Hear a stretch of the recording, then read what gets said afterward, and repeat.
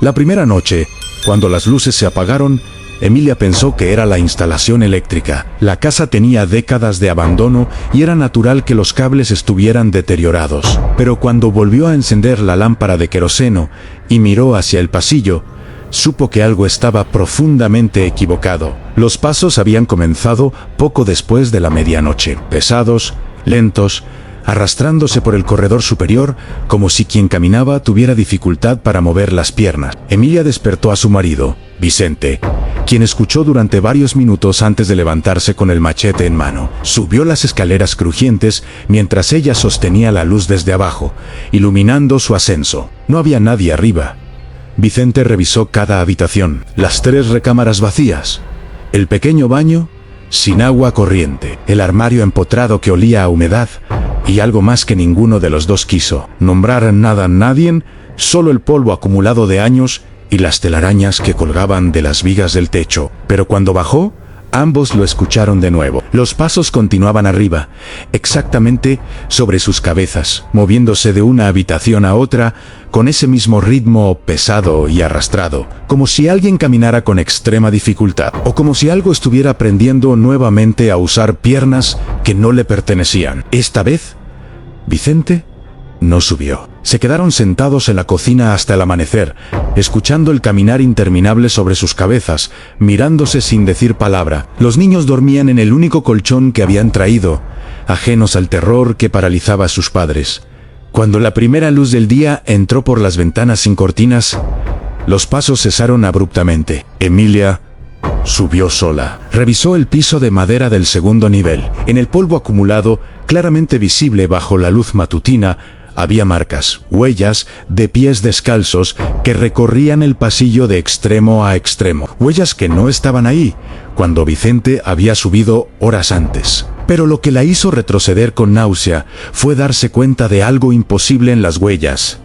No eran frescas, estaban bajo la capa de polvo más reciente, como si hubieran sido hechas semanas atrás, como si quien caminaba cada noche lo hubiera estado haciendo desde mucho antes de que ellos llegaran, y seguiría haciéndolo, estuvieran ellos allí o no. Esta historia me llegó a través de documentos que nadie debería tener en su poder, registros parroquiales del municipio de Zacatlán de las Manzanas, en el estado de Puebla, correspondientes al año 1947, a testimonios escritos a mano por el padre Eliseo Carranza, un sacerdote que atendió la región durante 30 años y que documentó obsesivamente lo que él llamaba manifestaciones del purgatorio en tierra. Entre sus papeles, encontré el caso de la familia Domínguez Herrera Am Vicente, de 42 años, jornalero sin tierra propia, Emilia, su esposa de 38, y sus 4 hijos entre los 6 y los 14 años. Una familia más entre miles que fueron desplazadas por la redistribución agraria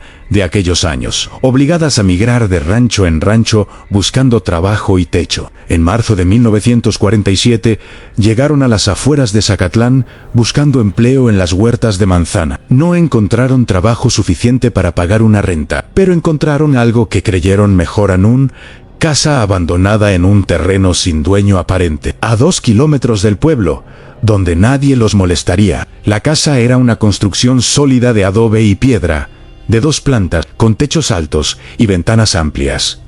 Incomprensiblemente abandonada, considerando su buen estado estructural. Las puertas estaban sin candados, las ventanas rotas pero reparables. Y lo más importante, a nadie reclamaba el inmueble. Nadie preguntaba, nadie se acercaba. Los pobladores del área simplemente no hablaban de esa casa. Cuando Vicente preguntó en el mercado por el dueño de la propiedad, las mujeres que vendían frutas desviaron la mirada. Un anciano que trabajaba en los molinos le dijo: solamente ahí no se queda nadie, y si alguien entra, no se queda mucho tiempo. Vicente ignoró la advertencia. Tenía 4 bocas que alimentar y un invierno que se acercaba. El orgullo y la desesperación tomaron la decisión por él. Se mudaron un miércoles de ceniza. Llevaron sus escasas pertenencias en un carrito tirado por burro en el colchón familiar, algunas ollas, ropa, una Virgen de Guadalupe tallada en madera. Los niños corrían emocionados por las habitaciones vacías, imaginando que finalmente tenían un hogar. Pero antes de continuar con lo que sucedió en aquella casa, necesito pedirte algo. Cuéntame en los comentarios. ¿De qué país y ciudad estás viendo esta historia? Cuéntame también si en tu región existe alguna leyenda local para que cuente al mundo tu historia de terror. Y si crees en el mundo sobrenatural, suscríbete aquí al canal para que juntos podamos fortalecer esta corriente contra el mundo maligno. Porque lo que experimentó la familia Domínguez no fue una simple leyenda, fue algo que dejó registro en documentos oficiales, en testimonios escritos y en una casa que hasta el día de hoy permanece vacía. Los primeros 3 días fueron de trabajo constante. Vicente y Emilia limpiaron cada habitación, barrieron el polvo acumulado, repararon ventanas con tablones y tela encerada. Los niños ayudaban como podían, emocionados por tener habitaciones propias por primera vez en sus vidas. La casa tenía una distribución extraña. En la planta baja, una cocina amplia sin estufa, una sala grande completamente vacía y una habitación pequeña junto a la escalera que tenía la puerta clausurada con tablas clavadas desde afuera. Vicente intentó abrirla el segundo día,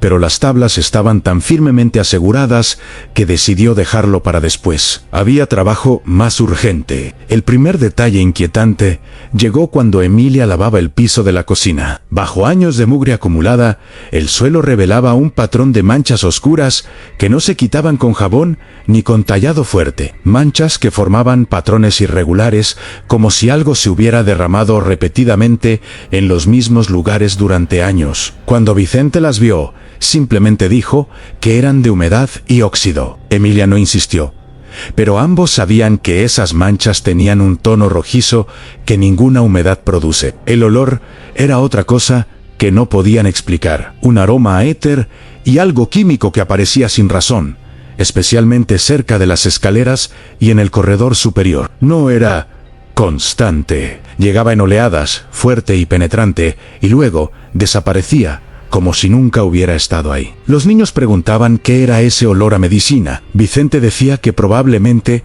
alguien había usado la casa como almacén de hierbas medicinales. Pero nadie almacena hierbas en el segundo piso de una casa vacía. Las luces comenzaron a comportarse extrañamente desde la tercera noche. Usaban lámparas de queroseno porque la casa no tenía electricidad, y esas lámparas simplemente no debían apagarse solas. Pero lo hacían. Emilia encendía una lámpara en la cocina, subía al segundo piso y cuando bajaba la lámpara estaba apagada, no derribada, no sin combustible, simplemente apagada, con la mecha fría, como si llevara horas así. Vicente revisó las lámparas pensando que tenían algún defecto. Las probó una por una. Todas funcionaban perfectamente, hasta que dejaban de hacerlo sin razón aparente, siempre cuando nadie las estaba mirando directamente. Los niños comenzaron a tener miedo del segundo piso antes que los adultos. La hija, Mayo R., Lucía de 14 años, se negaba a subir sola después del atardecer. Decía que las habitaciones de arriba se sentían diferentes cuando oscurecía, como si el aire fuera más pesado, como si algo estuviera esperando que te dieras la vuelta. El hijo menor, Tomás de 6 años, empezó a despertarse cada noche llorando. Decía que alguien lo miraba desde la puerta de la habitación. Cuando Emilia encendía la luz, no había nadie, pero Tomás insistía cuando está oscuro, están parados ahí. No se mueven, solo miran. Emilia lo atribuyó a pesadillas causadas por el cambio de ambiente. Los niños siempre se adaptaban difícilmente a lugares nuevos, pero ella misma comenzaba a sentir algo que no podía nombrar, la sensación constante de ser observada, especialmente cuando estaba de espaldas a las puertas o a los pasillos largos. La distribución de la casa no ayudaba. Los pasillos eran demasiado largos para una construcción de ese tamaño. Las puertas de las habitaciones superiores estaban posicionadas de forma que era imposible vigilar todas desde un solo punto. Siempre había un ángulo muerto. Siempre había un espacio donde tu mirada no alcanzaba, y la mente llenaba ese vacío con posibilidades terribles. Vicente encontró algo inquietante en el cuarto día. Revisando el pequeño patio trasero, descubrió que el terreno de la casa terminaba en un muro de piedra alto, y del otro lado había lo que parecía ser un cementerio antiguo abandonado. Lápidas caídas, cruces de hierro oxidadas, tumbas sin nombres con la tierra hundida. Nadie cuidaba ese lugar, nadie ponía flores. Cuando preguntó en el pueblo sobre ese cementerio, el tendero le dio una respuesta evasiva en Casate. Ahí enterraban a los que no podían ir al camposanto bendito hace muchos años. Ya nadie va allá, ¿no? Dio más explicaciones. Y Vicente no presionó. Pero esa noche, ambos padres notaron algo desde las ventanas traseras del segundo piso. Se veía directamente el cementerio abandonado, y en la oscuridad total de la noche, sin luna, las cruces y lápidas creaban siluetas que parecían moverse si las mirabas demasiado tiempo. Los pasos comenzaron en la sexta noche, y ya nunca se detuvieron. El padre Eliseo Carranza visitó la casa en la segunda semana de abril. Emilia había ido al pueblo buscando trabajo y mencionó casualmente dónde estaban viviendo. El rostro del sacerdote se transformó inmediatamente. La llevó aparte y le habló en voz baja, casi urgente. Esa casa no se habita por una razón. Antes de ser casa, era un depósito mortuorio. De 1910 a 1928, ahí llevaban los cuerpos de los muertos durante las epidemias de tifoidea y viruela. Los preparaban para el entierro, los embalsamaban cuando era posible. Pero durante la Guerra Cristera se usó también para otra cosa. Los cuerpos de los ejecutados eran llevados ahí antes del entierro. Gente sin familias que reclamaran los restos. Algunos fueron enterrados en ese cementerio de atrás. Otros simplemente desaparecieron. Emilia sintió que las piernas le flaqueaban. El padre continuó cuando cerraron el lugar en 1928. El párroco de entonces bendijo el terreno pero algo quedó mal. La gente que intentó vivir ahí después nunca duraba más de 2 semanas. Reportaban exactamente lo mismo, pasos en la noche. Luces que se apagaban, y una sensación de estar siendo vigilados por algo que no descansaba en paz. Emilia le suplicó que viniera a bendecir la casa. El padre aceptó con reluctancia visible. La bendición fue un fracaso. El padre Eliseo entró a la casa a media tarde con su estola morada, agua bendita y su misal. Comenzó en la planta baja, rezando en latín y rociando agua bendita en las esquinas. Todo parecía normal hasta que intentó subir las escaleras. En el manuscrito del padre Eliseo, describe lo que sintió con palabras que delatan un terror genuino al poner el pie en el primer escalón. Sentí un rechazo físico, como si el aire mismo se solidificara contra mi cuerpo.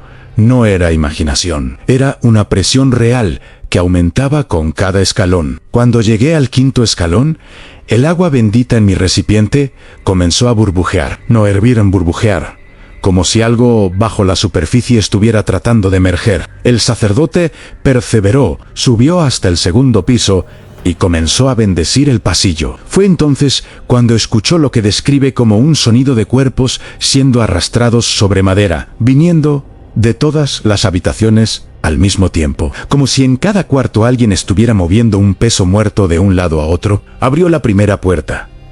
La habitación estaba vacía. El sonido se detuvo en ese cuarto, pero comenzó más fuerte en el siguiente. Abrió la segunda puerta, vacía también. El patrón se repitió con cada puerta. El sonido cesaba en la habitación que abría, pero se intensificaba en las que permanecían cerradas. Cuando abrió la última puerta, el sonido se detuvo por completo.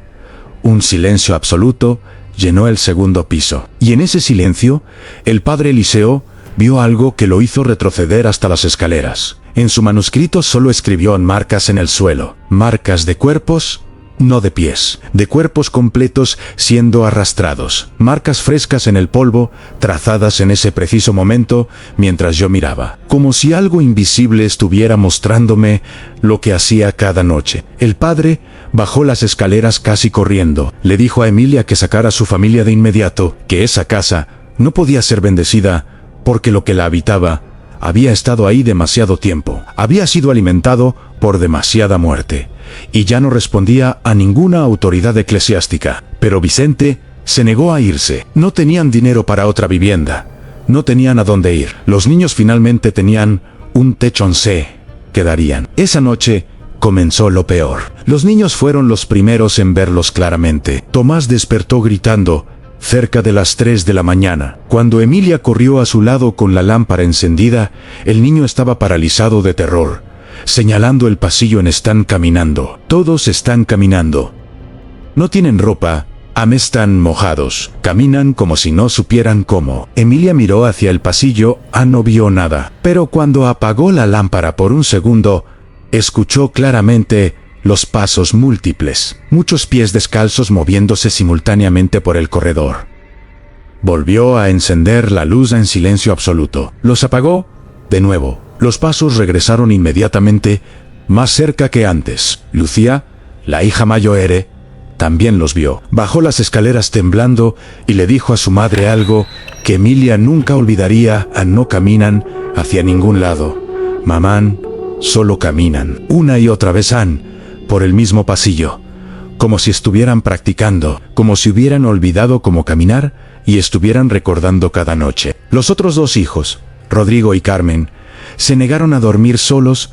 Después de eso, los 4 niños dormían ahora juntos en el colchón, abrazados, con los ojos abiertos mirando la oscuridad, esperando ver las figuras que sabían que estaban ahí. Vicente intentó racionalizar. Dijo que eran los nervios, que el cura los había asustado con sus historias, pero incluso él comenzaba a notar cosas que no podía explicar. El aire gélido que bajaba por las escaleras cuando no había corrientes de aire, el olor a éter y formol que se intensificaba cada noche, y sobre todo, la certeza creciente de que cuando entraba a una habitación, alguien acababa de salir de ella. En la 15ª noche, algo cambió. Los pasos dejaron de limitarse al segundo piso, comenzaron a bajar las escaleras.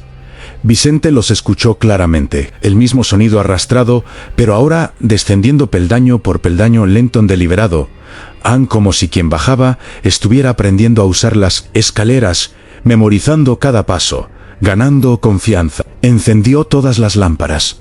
Los pasos se detuvieron, las apagó, continuaron, llegando al último escalón. Algo entró a la sala. Caminó por todo el perímetro, lento y metódico, explorando y luego comenzó a caminar hacia la habitación, donde toda la familia dormía junta, apretados en el único colchón. Los documentos del padre Eliseo registran que visitó la casa una segunda vez en la 3ª semana de abril. Esta vez, no para bendecir, sino para documentar. Llevó consigo a un médico retirado del pueblo, el doctor Ignacio Fuentes, quien había trabajado en ese mismo edificio cuando funcionaba como depósito mortuorio en su juventud. El doctor Fuentes confirmó lo que el padre temía. Este edificio fue diseñado específicamente para procesar cuerpos. La habitación clausurada en la planta baja era la sala de embalsamamiento. Las habitaciones superiores eran donde se guardaban los cuerpos esperando el entierro. Durante la epidemia de 1918,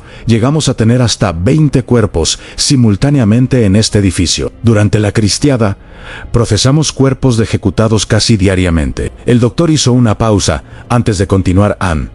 Pero hubo algo que nunca se registró oficialmente. Algunos cuerpos no fueron reclamados nunca. No teníamos recursos para enterrarlos apropiadamente. Algunos fueron colocados en fosas comunes en el cementerio de atrás. Otros, y que Dios me perdone, fueron enterrados directamente bajo esta casa, en el sótano que nunca fue registrado en los planos oficiales. Vicente y Emilia se miraron con horror.